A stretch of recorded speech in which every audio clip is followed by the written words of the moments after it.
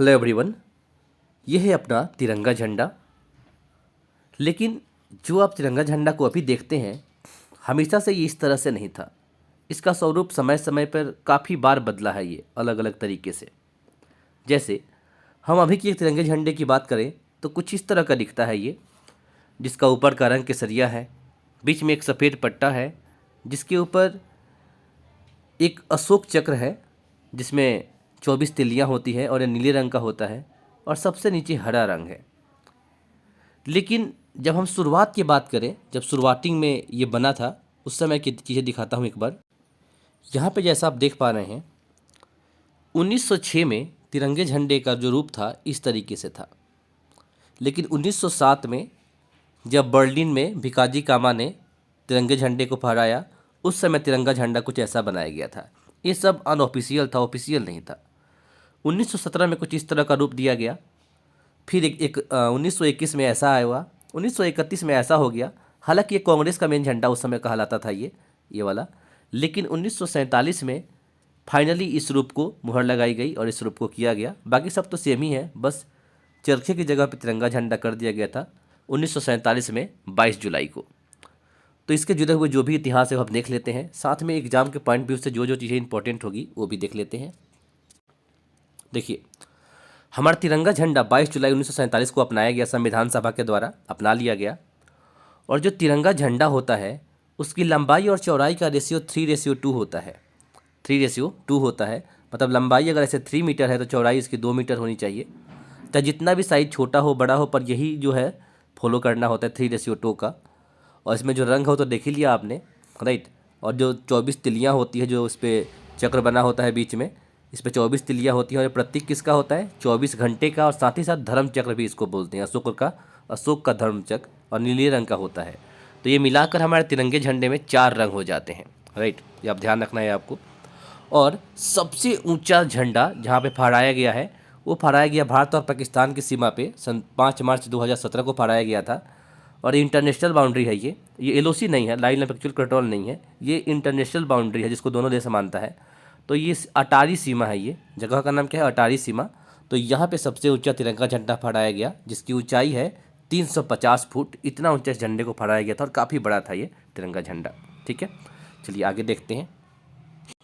जो तिरंगा झंडा 1906 में फहराया गया था, वो 7 अगस्त 1906 को फहराया गया था। कोलकाता में एक जगह था ग्रीन पार्क, वहाँ पे फहराया गया था, राइट। और 1906 का जो तिरंगा झंडा था वो इस तरीके से था, जैसा कि आप यहाँ पे देख पा रहे हैं। फिर बात आती है इसके बाद 1907 में, जो कि काफ़ी इंपॉर्टेंट है और बहुत सारे एग्जाम में क्वेश्चन रिपीट हुआ है कि कौन सी जगह पर इन्होंने फहराया था भिकाजी कामा ने, तो बर्लिन में, राइट। और साथ ही साथ इसके बाद इन्होंने पेरिस में फहराया था क्रांतिकारियों ने, लेकिन बर्लिन वाला काफ़ी इंपॉर्टेंट है जो 1907 में। और एक सम्मेलन हो रहा था बर्लिन में, समाजवादी सम्मेलन, वहीं पे फहराया था। तो यूरोप में ही उस समय ज़्यादातर हब हुआ करता था दुनिया भर का पावर का और शक्ति का, तो यूरोप में फहराया था क्रांतिकारियों ने। पहले का मैडम भिकाजी कामा ने फहराया कहाँ पे? बर्लिन में। और फिर उसके बाद क्रांतिकारियों ने पेरिस में भी फहराया था। तो भिकाजी कामा वाला नाम बहुत बार इंपॉर्टेंट है और बहुत बार रिपीट हुआ है कई सारे एग्जामों में, ठीक है। 1907 के बाद 1917 वाला झंडा आता है।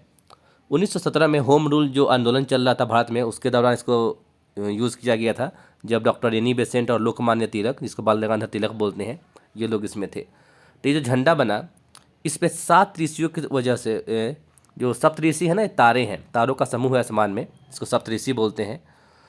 इन्हीं के अनुसार से इनको क्या किया गया है? सजाया गया है, राइट।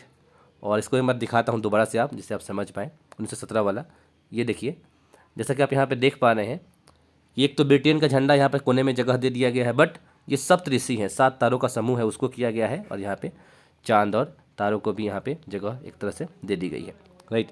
फिर 1921 में कुछ इस तरह से किया गया। ये कैसे किया गया इसके बारे में एक बार देखते हैं।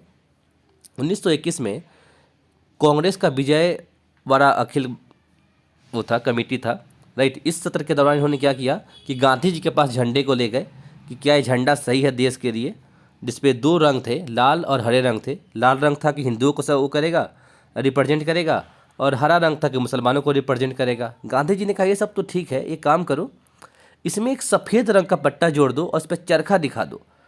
ये सारे समुदायों को एक साथ में दिखाएगा कि चरखे की वजह से सब देश में आगे बढ़ेंगे। गांधी जी चरखे के बहुत ज़्यादा समर्थक में थे, तो उस समय भी बनाया गया वैसा, लेकिन उस समय जो बनाया गया ना सही नहीं हुआ। देखिए दिखाता हूँ किस तरह से हुआ था उस समय। अब उस समय देखिए कैसा डिजाइन किया गया था कि व्हाइट वाले को ऊपर कर दिया गया था, सबसे ऊपर, बीच में हरा कर दिया गया और नीचे लाल कर दिया गया। कुछ इस तरह से इसका डिजाइन उस समय किया गया था। हालांकि बाद में इस समय अच्छा ऐसे किया गया था, फिर लास्ट में ऐसे हुआ। ऑफिशियली 1931 में तिरंगे झंडे को जगह मिली, 1931 में इंडिया में, राइट। जो भारतीय राष्ट्रीय सेना थी उसको युद्ध स्थल में भी दे दिया गया और एक प्रस्ताव पास किया था। प्रस्ताव पास करने के बाद में बीच में चरखा और बाकी इस तरह से कर दिया गया। मतलब कि अभी का जो ये रूप दिख रहा है ना, इस तरह का कुछ झंडा इसको दे दिया गया। तो ये लगभग वैसा ही झंडा है जैसा कि अभी हम देखते हैं, बस चरखे की जगह पे हमें अशोक चक्र यहाँ पे दिखाई देता है। एक और पॉइंट, जो झंडा समिति था, झंडा समिति के जो अध्यक्ष थे वो डॉक्टर राजेंद्र प्रसाद थे, जो स्वतंत्र भारत के पहले राष्ट्रपति भी थे और संविधान सभा के अध्यक्ष भी थे, और इनका संबंध बिहार से है। और झंडे को 22 जुलाई 1947 को अपना लिया गया, ये हो गया। अब बारी आती है कि झंडे का डिजाइन किसने बनाया था, उसको भी देख लेते हैं। ये जो दिखाई दे रहे हैं इनका नाम है पिंगली वेंकैया, माफ़ करना, पिंगली वेंकैया, और ये दक्षिण भारत से थे, तमिलनाडु से इनका संबंध है। और इन्होंने ही तिरंगे झंडे का डिजाइन तैयार किया था। इनका नाम है पिंगली वेंकैया, राइट। तो तिरंगे झंडा जो अभी हमारे पास दिखता है, इसका डिजाइन तैयार करने का श्रेय इन्हीं को जाता है। सो इसके बारे में जो भी इंपॉर्टेंट फैक्ट्स थे वो सब हमने जान लिया है, देख लिया है। होप आप लोगों को कुछ ना कुछ इसके में जानने और सीखने को मिला होगा तिरंगे झंडे के बारे में। क्या है कि इंडिया में कुछ जगह हैं जहाँ पे तिरंगा झंडा 24 घंटे फहराना होता है, जैसे Rashtrapati Bhavan, supreme court, right, राज्यपाल का निवास स्थान जो राष्ट्रपाल भवन होता है, और हाई कोर्ट होते हैं। इन सब जगहों पे तिरंगे झंडे को 24 घंटे फहराने का, 24 घंटे वहाँ पे होना चाहिए, इसके बारे में फरमान जारी किया गया है। आई मीन फरमान नहीं होता, हमारे संविधान में इसके बारे में बताया गया है। एक तरह से बोल सकते हैं कि इसके बारे में कानून है हमारे पास, संविधान में ऑलरेडी इसके बारे में बताया गया है कि ऐसा होना चाहिए।